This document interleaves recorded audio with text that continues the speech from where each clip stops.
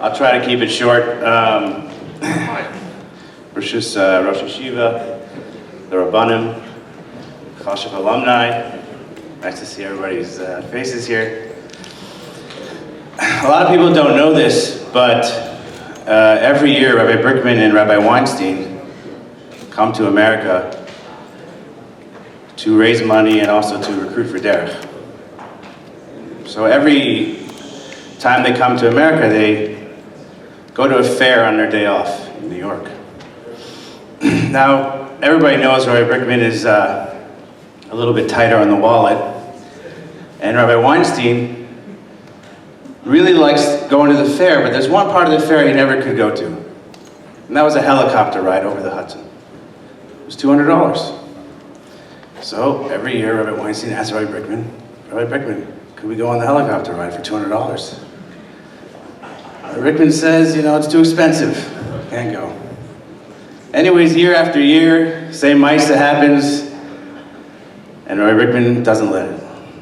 Finally, last year, the pilot of the tour, the helicopter, he said to Rabbi Brickman and Rabbi Weinstein, he said, okay, listen, I'm going to give you guys a ride for free, but on one condition. You can't say anything. Just enjoy it. If you talk, you're going to have to pay. Fine, no problem.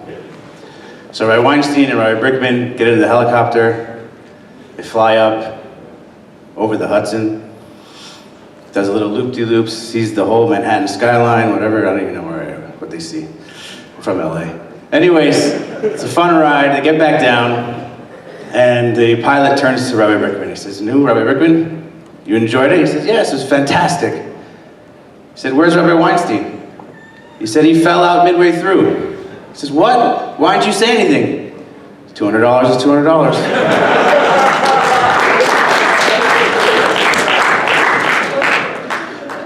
The kids here, don't worry. Rabbi Weinstein was saved by the Coast Guard, and they gave him that, freezing blanket that they put on people, and hot chocolate, everything was good. The kids here, $200 is $200, which is an important line, which we'll get back to. Obviously, we're here to celebrate our time in Derech and, our appreciation and to honor the Rosh Hashiva. Rav Lazarus has accomplished a lot in his life. A couple of things that I remember is the Rav had a little time where he played baseball, where we actually played baseball together, and Rav Lazarus came. I don't know if the Rav remembers this, but I threw a nice pitch right down the middle, and he hit a home run right over us. So he still had the skills. And also Rav Lazarus had a little bit of time where he did karate, and that also one time, people, they asked, anybody want to go to Rav Lazarus' house to help him prepare for Pesach? Because Rav Lazarus would, clean his house for Pesach, and I came that time. I was going to come, and so I was talking to Rav Lazarus, and I brought up the karate story. So Rav Lazarus said to me, he says, in the olden days, I can kick the glasses off your face, maybe. So me being this Derech punk, I'm like, go ahead. So first of all, if that was Rabbi Brickman or Rabbi Altman first year, they for sure would have kicked me in the face, no question. But Rav Lazarus thought about it for a second and was like, no, I used to. No, I don't want to kick you in the face. So there was YU, there was H, there's Orlagola or Sameach, a lot of accomplishments. But what is the lesson that I personally took from Rav Lazarus and his accomplishments? And how can we use that lesson to grow in our lives as well? So while I was in Derech, I finished one Masechta, one of the shortest, Makis, which Rav Lazarus came to. And there is a special Gemara in there that's the only Masechta I finished, so So there was a Gemara in there that I have I want to read and have a quick question about. There's a discussion, and the Gemara says that Mirashayim Yotzei Rasha, that from the wicked comes forth bad things, comes forth wickedness. What are we talking about? We're talking about two people. One person who killed on purpose, one person who killed by accident, and they both didn't have witnesses. So the first person is not going to have Misa because there were no witnesses. The second person is not going to go to exile because there are no witnesses. So Hashem works it out that they both are summoned to an inn. And while they're at their time, one's on top of a ladder, the one who killed by accident, the one who killed on purpose is below. And the one falls on top of him. They both die. I mean, the first one dies on the ladder, and the second one has to go to exile with their witnesses. So in the end, they, so to speak, get what they deserve. And so in their wickedness, and if they're going to kill somebody b'mezid, it's going to end up that they're going to be killed. But the Gemara talks about something afterwards, which is a little bit not hard to understand. It's a little bit of a famous saying. It says, "Derech she'adam rotze lelech, ba'malach inoso." That in a way that a man wishes to go, they will lead him. So we just learned before that if you're wicked things will happen. Obviously, it seems very similar. What's so special about this line? And it starts with Derech. Anybody catch that? No? Okay. I'm an old man now, so this is like old dad jokes now. You know. Anyways, what, Rabbi? $200. Sorry, 200 shekels to 200 shekels for your living. Here we go. So I want to answer this question by a story. I heard an amazing story. In Silver Spring in 2000, there was a boy, a 16-year-old boy, his name was Mordechai, and he used to work at the Hebrew Home of Greater Washington. One of his jobs, one of his duties was to basically grab the group to get a minyan. So every morning he would kind of, like Rabbi Pittem, be the vecker and see who would come to the minyan. There was one gentleman who was in a wheelchair. When they would come to ask him to be a minyan, he would be very, very rude. Get out of here, I don't want this minyan.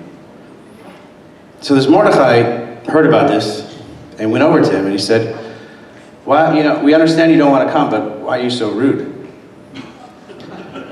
In a nice way. That didn't come off nice, but in a nice way. So he said, "Young man, come to my room, wheel me up to my room on the second floor. I'm going to tell you a story." So they go upstairs to the second floor, and he says, "When I was young, I was 12 years old, I was in the Nazi concentration camp, and everybody in my family was killed except for my father and myself." He said, "We were in the barracks, and they only had a tefillin shel rosh. And every day, people, obviously they couldn't be Mekayim the mitzvah completely because they didn't have tefillin shel yad, but they would put on the tefillin shel rosh.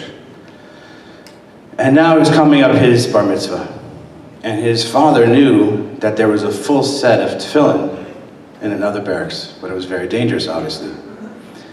So he said, it's important to me that my son puts on a full set of tefillin on his bar mitzvah, and he risked his life and he left.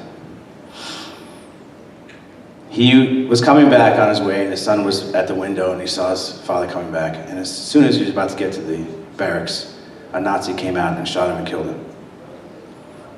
So the son, devastated, runs out after they left and grabbed this bag of tefillin.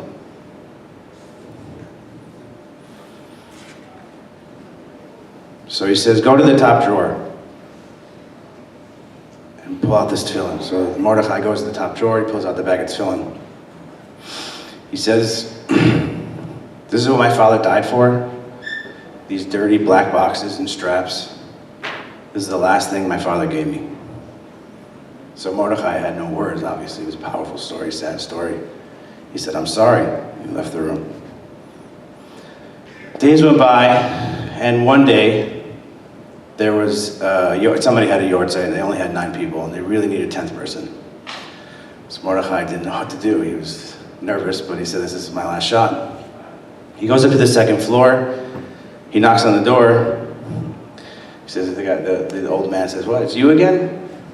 He says, "Yes, I'm so sorry, but somebody needs to say Kaddish, it's yortzeit. This is the last time I'm going to bother you.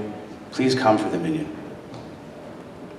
So he says, "Okay, I'll come this one time, but you have to leave me alone." He says, "Okay, I won't bother you again." So Mordechai, for some reason, blurts out, "Would you like to bring your tefillin?" So the old man says, "Okay, I'll bring the tefillin, but this is the last time." He says, "Fine." So Mordechai wheels this man from the second floor to the synagogue. He puts him in the back, and they daven. At the end of the tefillah, he goes back, and everybody is left except for this man. And He's wearing his tefillin, and he sees that he's crying. So he said, should I get you a doctor or a nurse? Everything okay? So he's touching the tefillin, and he's saying, Tata, Tata, it feels so right. So he tells Mordechai, for the last half an hour, I've been connected to my father. I feel like he's here. So he says, come back tomorrow. So every single day, he would go up to the second floor, and he would be waiting by his door, and he'd take him to daven. One morning, Mordechai came up to the floor, and he wasn't there anymore. His room was empty. Now, this is a nursing home, so if somebody leaves, he got nervous. He ran to the nurse's station and said, what happened? They said yesterday he was rushed to the hospital, and later on in the day he had a stroke and he died. So a few days later, Mordechai was given an award for all his service at the Jewish home, and a lady came up to him. She said, thank you so much for everything you've done. He says, I don't know who you are. Who are you? She said, I'm the daughter of the man you helped put on the tefillin. He said, my father was so appreciative of everything you did for him. You made his last day so special. And yesterday he went to the hospital, and he called her frantically, and he was really in bad shape. And he said, bring my tefillin. I want to pray for them the last time. So she helped him with the tefillin, and he had a stroke. And he died wearing the tefillin. It's a powerful story, but what I think the answer to this is that the Maharsha talks about when somebody wants to do good, they will lead him. Who is they? The angels. When somebody thinks powerful thoughts, when somebody does powerful things and good things, they create good angels. When they do bad and they think bad, they create bad angels. And these angels are around. They're a good mindset to be able to create these angels.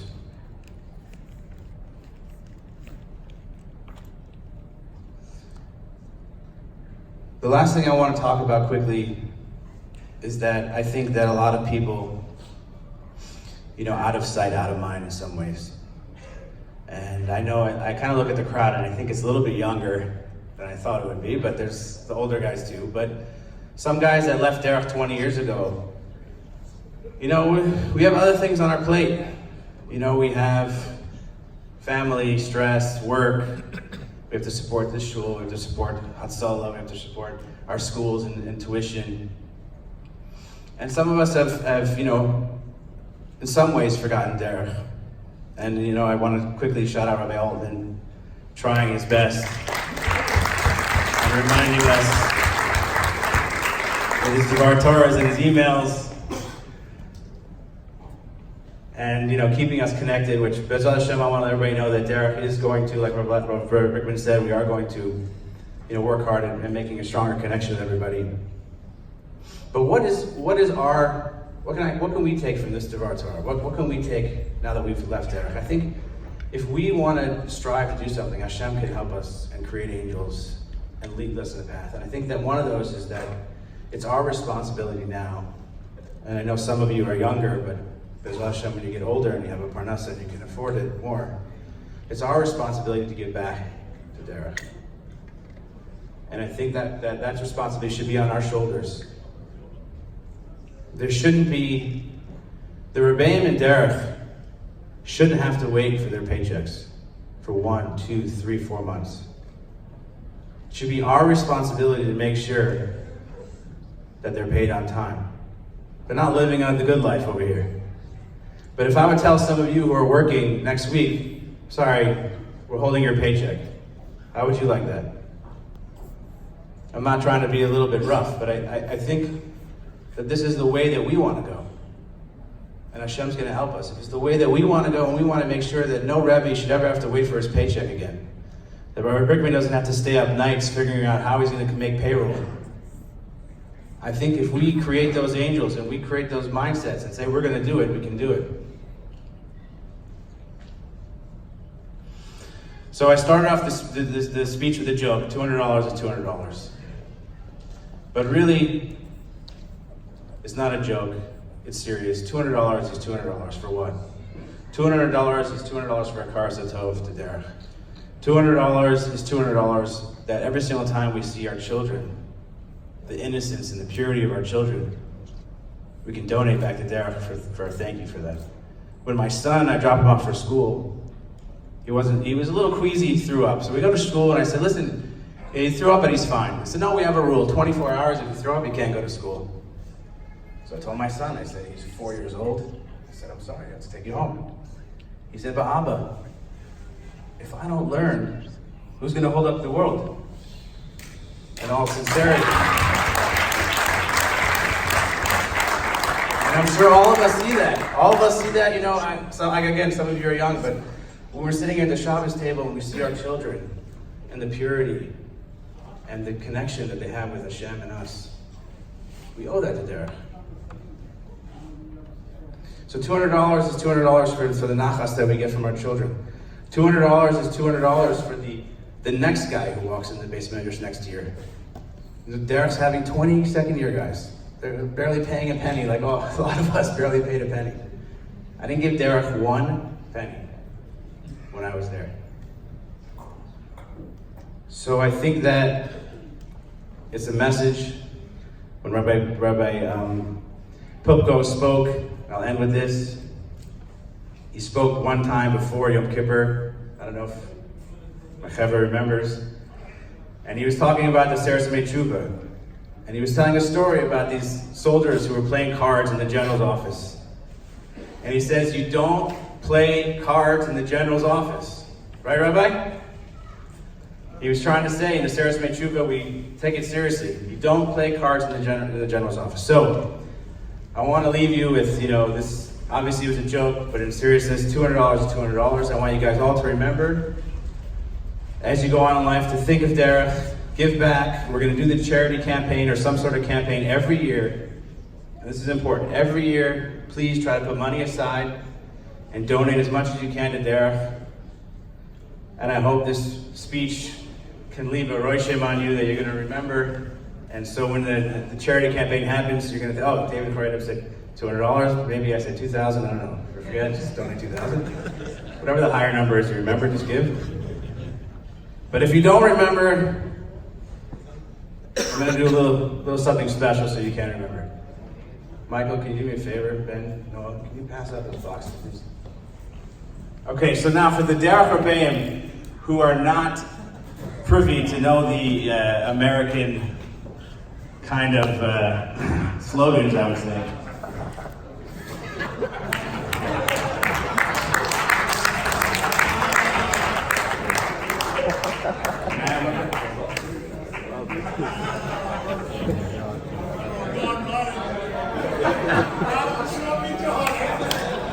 So there's a man named Donald Trump. I don't know if you know him. Rabbi, come up here, Rabbi. Come. 4 more years. 4 more years. Hold on one second. Can somebody take a picture so when Rabbi Pittim's kids are shidduchim, we can send it to them? I'm gonna say, wait, does his father wear a black hat? Sometimes. Sometimes a red one. Go to Mike. The kids you'll get the bill for these in the mail. $200. So anyways, for anybody who doesn't know, one more, how many rabbis? Thank you, Show. At least Rabbi Popko was free. But anyways, quickly, everybody knows Donald Trump. This is his slogan, make America great again. Obviously, Derech doesn't need to be made great again. Yeah. It's great. It's always great. Always will be great. The idea that I want you to remember, the message I want to everybody take home is that as you go along in your life, I want you to make Derech great again in your mind. And if that comes to how you represent Derech in the workforce or wherever you are, or if it comes to that annual event and you think about what Derech did for you, make Derech great again and donate with your heart and your soul. And I appreciate everybody coming today.